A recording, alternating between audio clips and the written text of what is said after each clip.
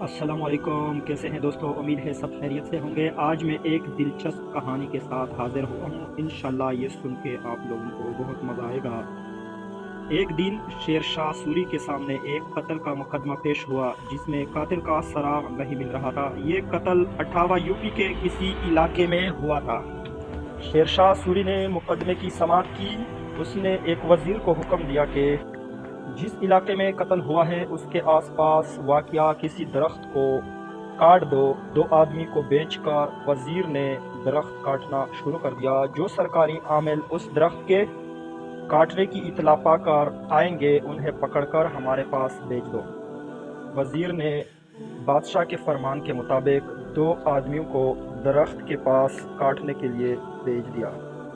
درخت کاٹنے کے موقع واردات پر بھیج دیے۔ وہ ابھی درخت ہی کاٹ رہے تھے کہ علاقے کے سرکاری عاملوں نے انہیں موقع پر آ کر انہیں پکڑ لیا۔ سادہ کپڑوں میں ملبوس وہ دونوں شخص نے درخت کاٹنا چھوڑ دیا اور ان سرکاری عاملوں کو پکڑنے کے بعد بادشاہ کے پاس لے گئے۔ بادشاہ نے ان سے دریافت کیا تمہیں درخت کاٹنے کی خبر تو ہو گئی، لیکن ایک انسان کی گردن کٹ گئی اور تم اس سے بے خبر ہو کیوں؟ میں اسے تسلیم کرنے کے لیے تیار نہیں۔ 3 دن کے اندر قاتل کو پیش کرنا ورنہ سزا میں آپ لوگوں کو قتل کر دیا جائے گا۔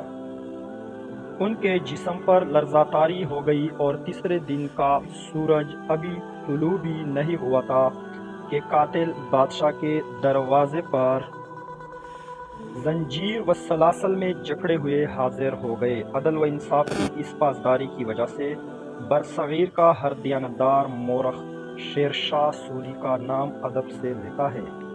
دوستو، اگر ہر شہر، ہر ملک میں اس طرح کا قانون نافذ ہو جائے تو ہر مظلوم کو انصاف ملے گا۔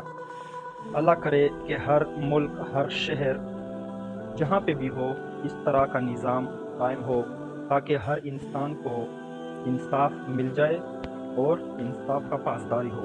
اگر ویڈیو اچھی لگی ہو تو چینل کو لائک اور سبسکرائب کرنا نہ بھولیے گا۔ ہمیں دیجیے اجازت۔ اللہ حافظ۔